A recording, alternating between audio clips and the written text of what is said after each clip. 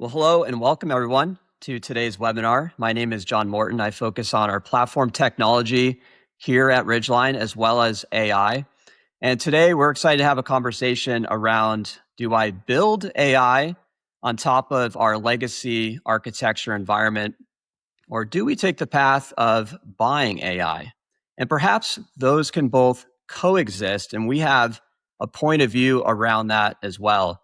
And I spend a lot of time working with both our current customers as well as prospective customers as they think about their AI strategy and how they can have the most optimum path forward to maximizing this next technology shift.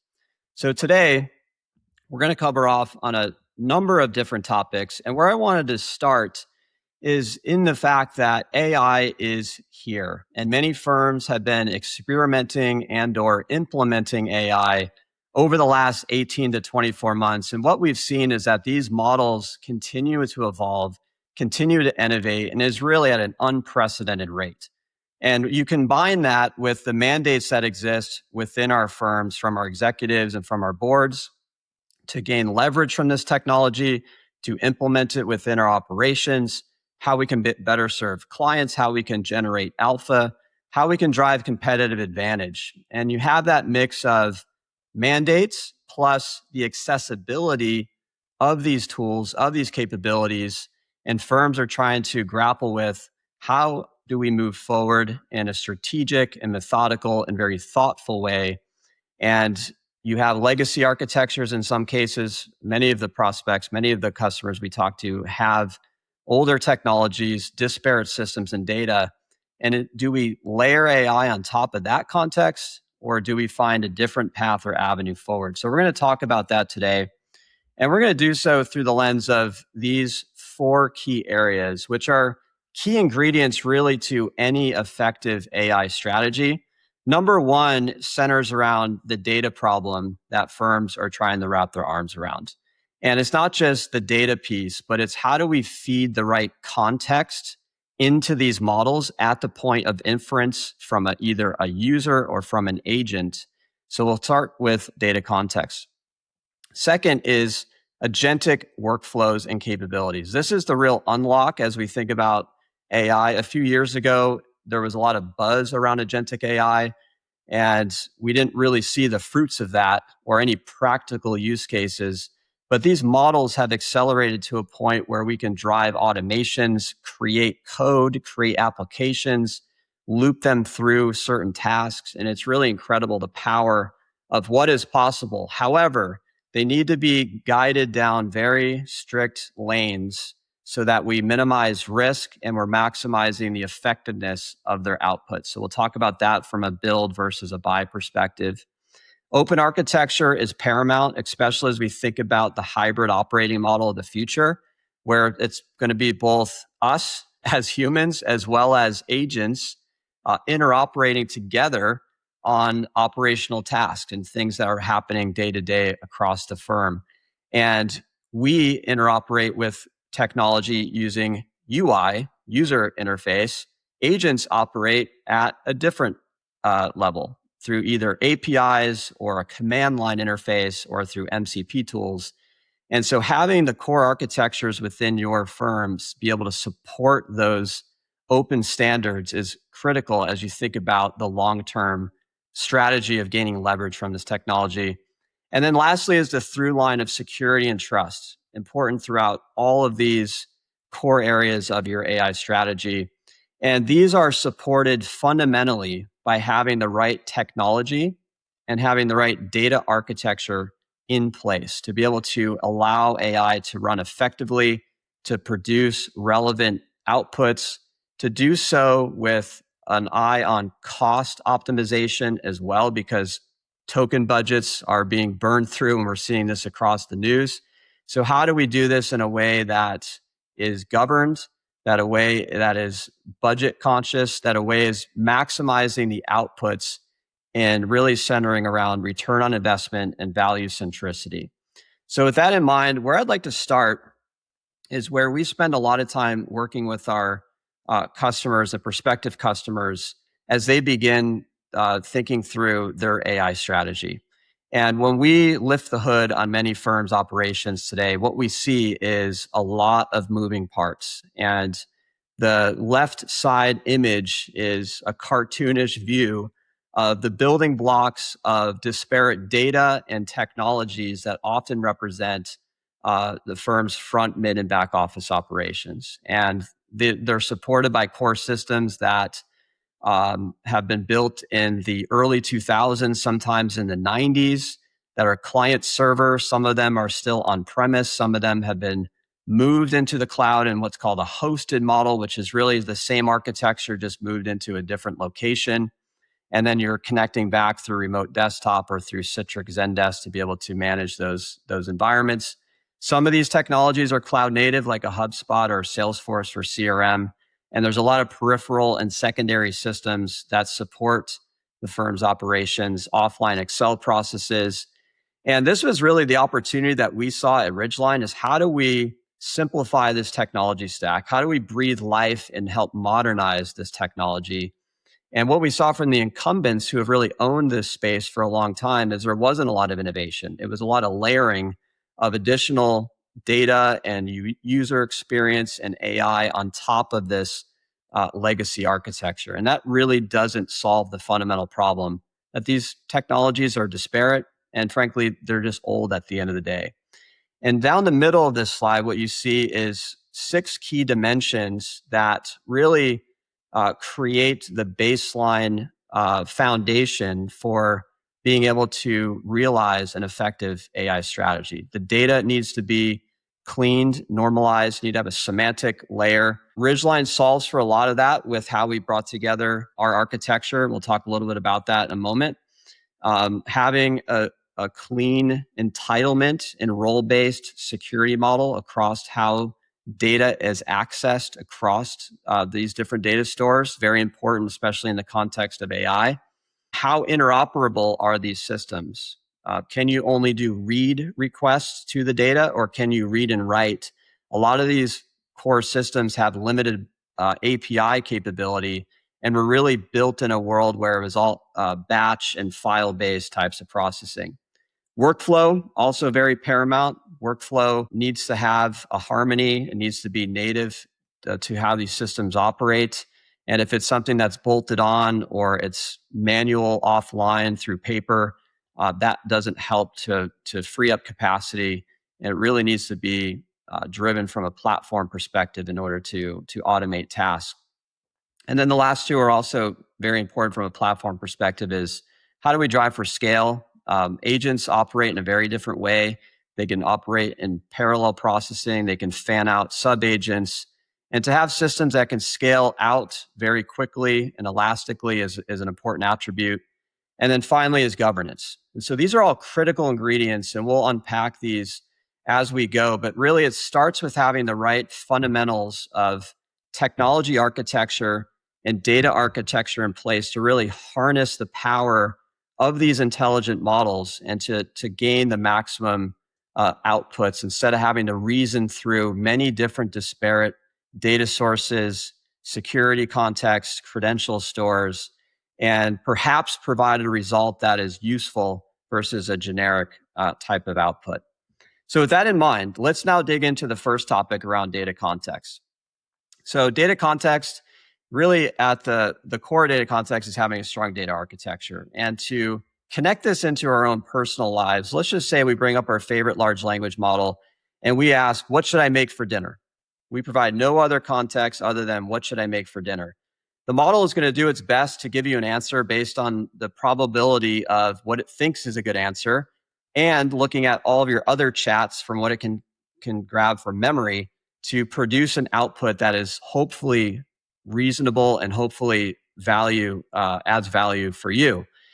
What's better is if the AI has access to the context that it needs to best answer that question. And what would be great is if you supplied it a picture of your fridge, or here's what's in my pantry. Here's who's going to be at the table tonight.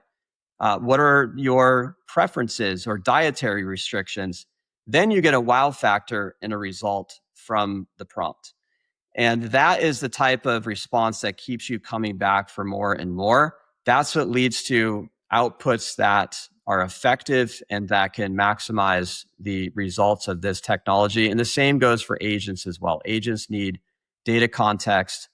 And so instead of producing an end result that is generic, such as you should make lobster, whether or not I like it, whether or not I have it, whether or not I have an allergy perhaps to it, with context, you will provide a much stronger end result. And we think a lot about this at Ridgeline with respect to how we've architected our application, how we've thought about our data strategy. And at the core of Ridgeline, we are a singular architecture. We are a singular data model, and we drive a singular user experience across the firm. And there are lots of demos that you can find on our website, and we're not going to be going through an end-to-end Ridgeline demo today. However, I do want to talk about this through the lens of data context. And there's lots of AI capability that we've embedded into our platform that exists across the experience. One of the ways that our customers engage with Ridgeline from an AI perspective is through our assistant.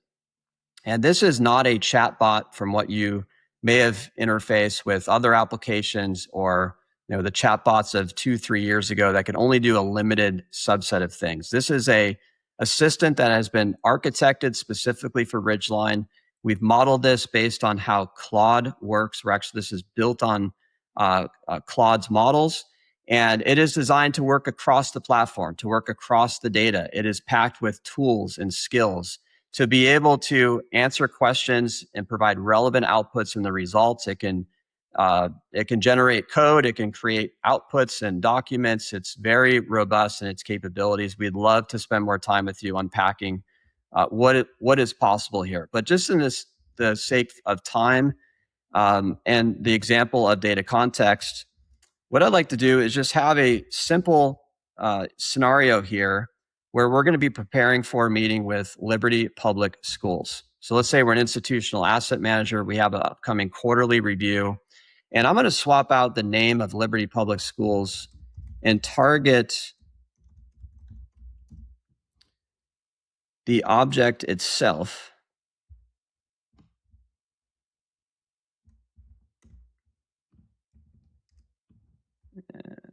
There we go.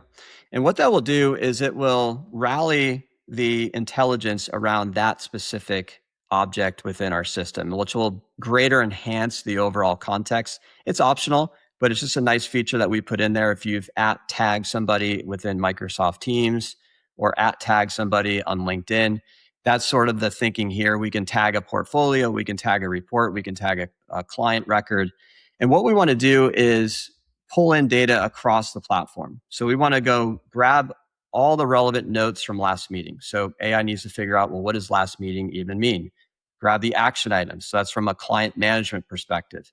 We want to understand all of the trading related transactions that have occurred. We want to check all of the holdings within these sub-portfolios against cash limits. We want to look at the largest positions, the top 10 corporate actions, and look at recent news for any concentrated positions. So this is a realistic type of scenario, and I purposely packed it with a lot here. We could most likely start small and just build out through conversation. However, we want to highlight the contextual aspect of what we designed here with our architecture. And so what we're going to watch it do is it's going to reason through that request. So it's going to start first with, what skills do I have in order to respond to this particular request? What data is required to be able to gather to respond well? And it's going to work through that. And we've built transparency into the process. We think a lot about responsible AI. We want to give our end users and our customers confidence in how AI got to its end result.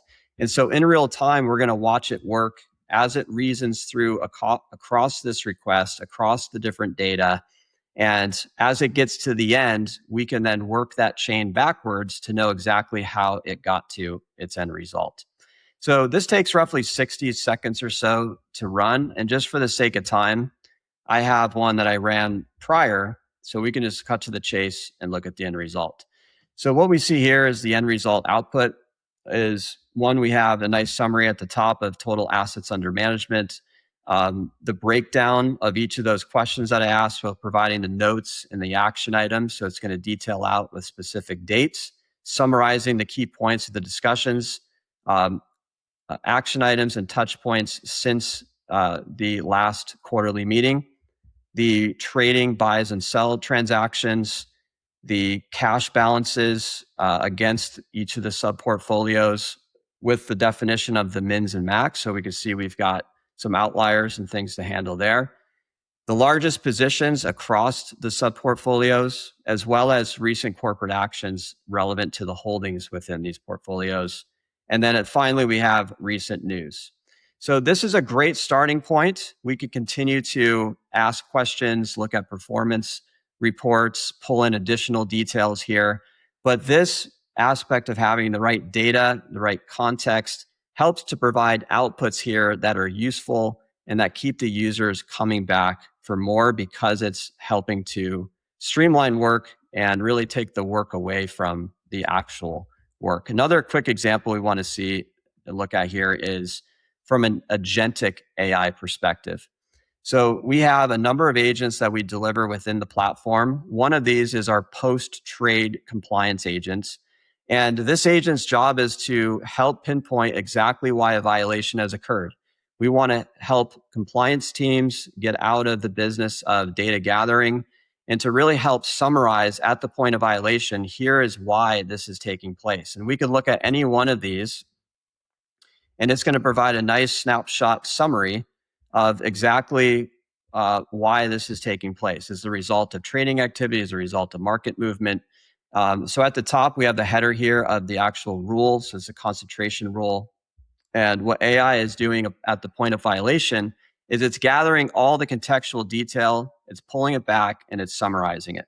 So now we have a nice breakdown, bullet point formatted of exactly what's happening here, help answer top of mind questions to a compliance officer or to a compliance team about why this is taking place. We have the rule details, the portfolio activity, the rule changes, anything that might provide additional context as to how we should respond to this particular violation, including client communications, concentration breakdown. And depending on the violation type, the context will change depending on the rule and the details available at the point of time. So all of this here is only possible when you have the right data, when you have the right context, and it's feeding at the point, in this case, a violation for our post-trade compliance agent. And so this is one of the hardest aspects of truly driving for an effective AI strategy, and where firms are thinking through deeply about how do we unlock context within our firm. And when you have legacy systems, let's just say a CRM, an order management system, your accounting system, some might be cloud native, some might be on-premise, some might be cloud hosted. Those systems were not designed to talk to one another. So there's a lot of integration points. There's a lot of synchronization, possibly redundant data tables between those systems. And there's a lot of secondary systems as well. But to get to a point of having clean and consistent normalized data, it requires investments into technology. And just at a very high level, what this is going to require is investing into ETL platforms to be able to extract, transform, load that data, put it into a normalized data lake technology, and there's many that exist that are out there.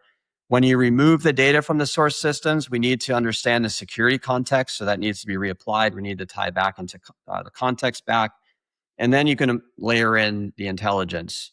And what we see from firms is then how do we engage with this new normalized data layer? Well, it introduces yet another interface to be able to prompt. And typically this is a read-only type of use case. It's not actually driving actionability. The arrows are only going one way. And in order for the arrows to go back into those core systems, they first need to have the API support to be able to do writability across the different use cases that you might be thinking. So it still creates a very limited structure and subset. And given that most firms have lean IT organizations, to be able to take this on, and the cost and the overhead and the maintenance can be very time consuming. We've thought a lot about this at Ridgeline, given that we solved, one, the technology architecture, bringing together a singular architecture, a singular data model, and then we embed AI at the core of the architecture, we have all that context naturally available. And we also wrap our data model with rich REST-based APIs that are event-based, that are designed to work in a modern way, in the way that agents work today. And so when we think about the do I build, it's really going to require investments around data, such as what we see on the left. And that's what we've seen from a lot of incumbent vendors as well, is that they're investing into those stacks on top of their legacy products in order to produce an AI type of capability. All right, so carrying on to the next topic, agentic AI. This is the most exciting unlock as firms are looking for, how do I drive automation? How do I free up capacity? How do I put this AI to work on the mundane, repetitive tasks that happen every day? And when we think about this from the lens of bolting on versus platform native or built in, I want to address this across three key areas. The first is viability. These agents that, from a build perspective, are bolting on, can have a lot of unpredictability in its results. And so we're not against building. We actually like clients that build. We have clients that build, but it needs to be done with the right technology foundation and architecture in place. And when we have disparate systems and disparate data and different credential stores and security models, that's a lot for AI to have to reason through depending on the use case. And because these models by nature are probabilistic, and the way that firms really demand determinism in outputs, it takes a lot of engineering work and a lot of time to really guide the scopes and the tools and the data context to really drive these agents in a repeatable fashion. And that's what we think a lot about, and how we've engineered our agents at Ridgeline, is to really act in a very deterministic way, to give it a very limited subset of data context at the right point in time, and to drive the agents down fine guardrails so that each time they operate, they're providing repeatable outputs in terms of how they are producing their end result. Secondly is, how do we orchestrate these agents? And what we see from many firms is that because these tools are so accessible, we can run them on our local machines. We can vibe code an agent to create some type of automation. It's not very easy to share that across users. However, if it is shared, now we're running it with local credentials from local machines, and the whole governance piece becomes very challenging. It becomes a black box. We really need to understand, what are the success rates of these agents and how they're working? How do we know how they got to their end results? And so the centralized piece becomes very challenging as we think about the decentralized way that a bolt-on agent strategy can look. We've embedded our agents directly in the platform. We provide turnkey management, centralized governance across how our agents work, and I'll highlight that here momentarily. And then lastly is, how do we audit? How do we provide traceability across the agents that are running across local machines with local credential stores? Are we exposing any meaningful intellectual property or any client-related data? How do you have a grip across the data inputs into that point of inference, and how AI is reasoning across? And so having the auditability piece, the connectivity of different logs and trace files, all of that matters from a regulatory perspective and just a pure governance perspective as well. In Ridgeline, we built the transparency in, so we can see exactly how these agents are operating holistically across the platform, when they're being triggered, what outputs they're producing, how they reasoned across data. And so I thought we could just bring to life here momentarily just a quick touch point on what you can expect from a buy approach with a platform like Ridgeline. So today we deliver 3 agents, and we have many, many more on our roadmap. And we're working with our clients on what's the low-hanging fruit. Where can we put this technology to work to free up capacity, to free up your team's time so you can work on higher value activities? And the initial use cases we started with was around trade order management on the compliance side for pre-trade and post-trade. We just saw our post-trade agent highlighted, we also deliver a reconciliation agent. So this goes to work on the custodian data as files land. It understands your rules. It understands your tolerances. It understands how you've handled breaks and code custodian acceptances, et cetera. And it's going to learn from that over time. And the beauty of this is that we can accelerate, something that has typically been manual in hours down to minutes. And we see this agent, as well as our other agents, really adding significant value to our firm's customers' operations. And all these agents are managed in the same way. So we treat them like we would any other human worker. So we provide permissions. You can grant the access that the agents are going to need in order to perform their different tasks. This is a bit secondary because we've hardwired these agents to work on very defined set of data and permissions just under the hood.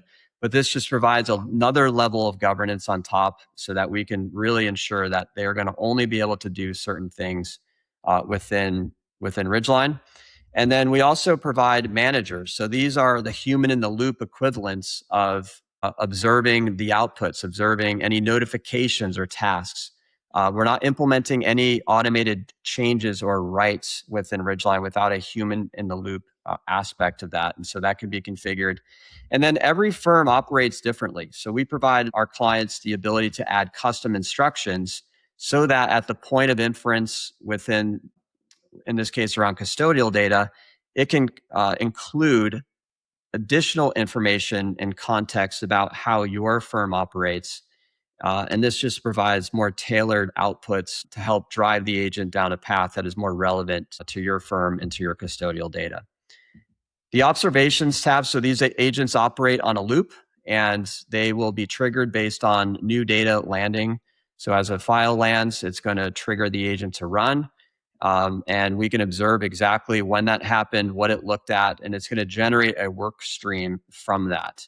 And so all of this is logged, all of this is documented, all of this is in perpetuity so that you can have full auditability across how these agents operate. This is very hard to do with a build approach and a bolt-on agent strategy, especially across legacy architecture, especially in the context of local agents running off of local workstations. And so here's just the insights related to the agent activity. So there's 9 steps here to get to its end result. And so we can see exactly how it reasoned and how it worked through. And so holistically, we can view insights from an analytics perspective. We also provide analytics across the agent action. So we can see from a dashboard view exactly how these agents are operating every day.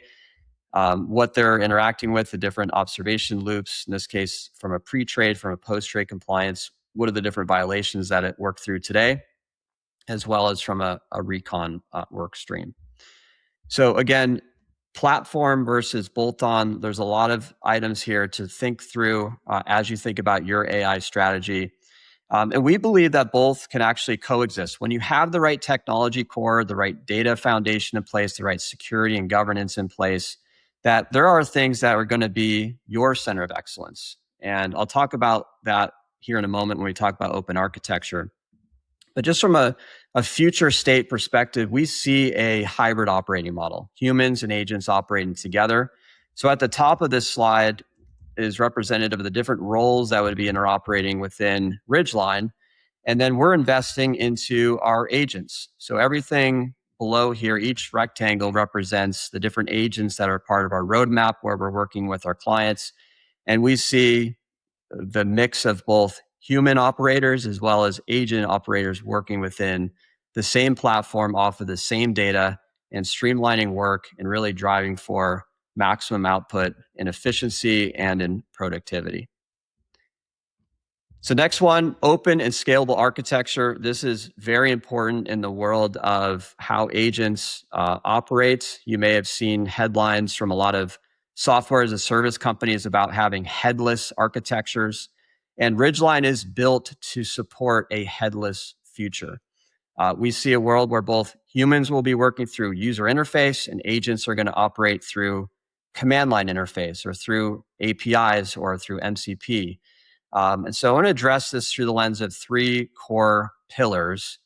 And open APIs is really the fundamental starting point to really drive any type of interoperability and to have a true open architecture for agents to be able to interoperate. So third-party agents or even bespoke, uh, tailored custom agents that your team will put their IP into to be able to interoperate with a system such as Ridgeline.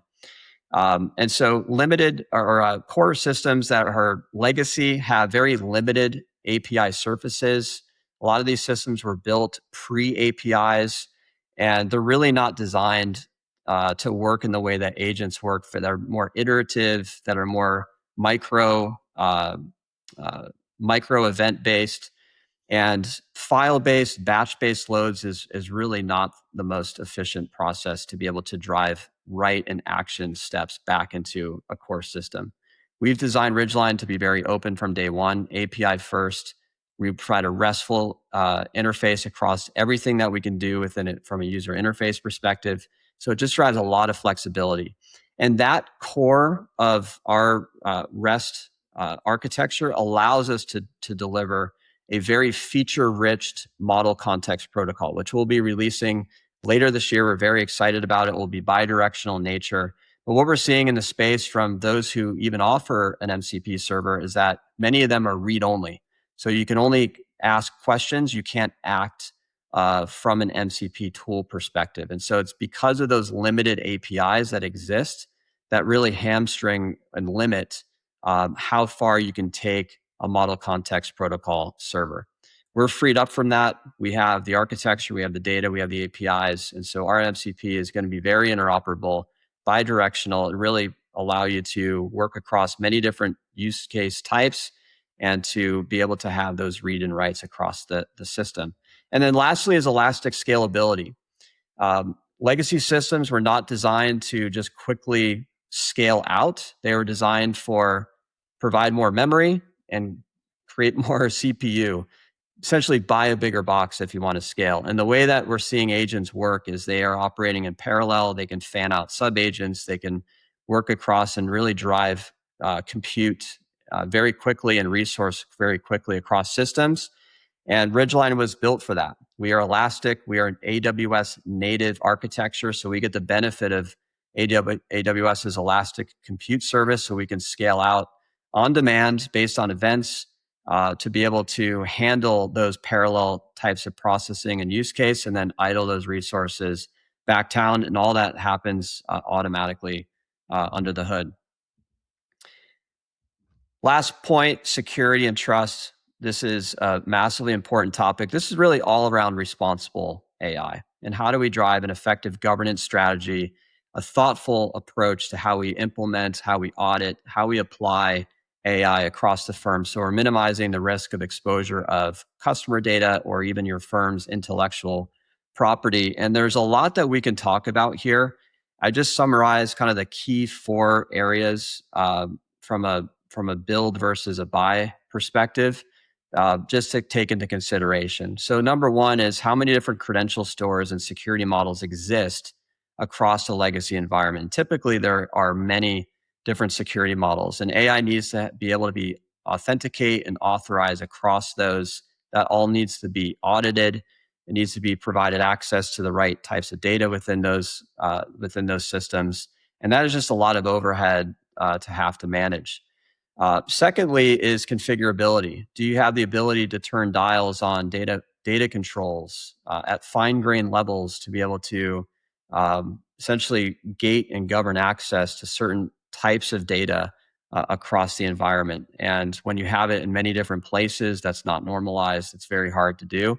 We give full control within Ridgeline to, 1, enable AI, 2, to provide fine-grained controls over the data that you want to gain access to. And then our role-based security model is always at play. So anytime a user is interacting with the assistant, as we saw, it's going to constrain the responses based on what the user has access to. Transparency is also important. We saw this come to life from the Ridgeline Assistant, where we provided that chain of thought reasoning, as well as insights into how the agents are reasoning. And so what type of visibility and auditability will you have across the environment as both assistants or your agents are working across the different use cases. Agent guardrails is another important one. So ensuring that not only are the endpoints hardened to only work across specific types of tools and skills, but how do we drive these agents and steer them down paths where they don't go rogue, where they provide predictability in their outputs? And that creates a lot of overhead in engineering and just overall maintenance because these models are probabilistic. We give those controls native, built in. We've engineered our agents to be deterministic like in their behavior and outputs. And it's our center of excellence. We put a lot of engineering into that. And as I mentioned from our roadmap, we're investing a lot in this new world of both agents and human working together. And at the bottom here represents industry standard controls. And there are two important elements as it relates to this. The first is the SOC 2 Type 2 report. This for us at Ridgeline defines our entire enterprise security program. We've had it in place for many years. We actually had this certification prior to our first customer going live. So we take security very seriously here at Ridgeline. And accompanying this is the ISO 42001 certification, which we are thrilled to have achieved this certification this week. There's going to be much more announcements to come with respect to this, but you can think of this as the equivalent of the SOC 2, but for AI. So it's an international standard that has very rigorous controls that we've implemented here at Ridgeline. And it's not us grading our own homework, but this is an independent third party that has validated and verified the implementation of these controls for our AI management system internally at Ridgeline. And the whole goal of this is really to provide evidence and trust and transparency for our customers, as well as for your end clients and investors and regulators of the adoption and implementation of AI responsibly. So having these industry standard controls is paramount. And this is a major advantage to having a buy approach, is that those controls come inherited as part of those platforms versus having to take on the implementation of those controls within your own environment. As we started from the beginning, these tools are accessible. We have the mandates upon us to implement. We can throw a model and a prompt at some data and we can produce a quick win. However, the challenges lie below the surface. How do we drive an enterprise grade strategy? How do we drive regulatory readiness? How do we do this well that's driving effectiveness and outputs?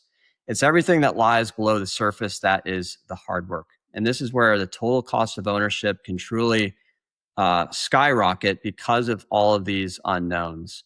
And so this is where we take on a lot of this heavy lifting at Ridgeline within our platform, delivering AI capabilities natively within the platform, providing modern technology, modern capabilities to really allow you to build an effective AI strategy and to realize these 4 points that we highlighted today: data context, agentic workflow, open architecture, security and trust, all rooted in a strong technology core and data.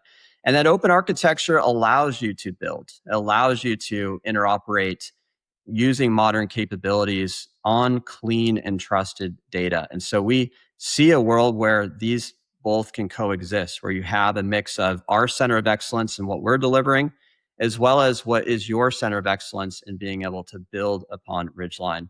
And the quote at the bottom from Adam at Saratoga Research and Investment Management, they see Ridgeline as their AI strategy because we've made these investments in platform and architecture and in data. And they are also builders as well. And they have created bespoke workflows that surround Ridgeline. And so they see the best of both worlds coming together, but they're building on the right technology and on the right data foundation. So thank you so much for spending time with us today. We'd love to spend time in a follow-up digging into your AI strategy and unpacking more of Ridgeline capabilities and answering the questions that you may have. Before you go, look at your calendar. Basecamp is one of the most exciting events of the year. This is happening in September. This is the last week to register. August 7th, registration is closing. So check your calendar. We'd love to see you there. You can connect with other customers. You can connect with others within the partner ecosystem. We'd love to see you there.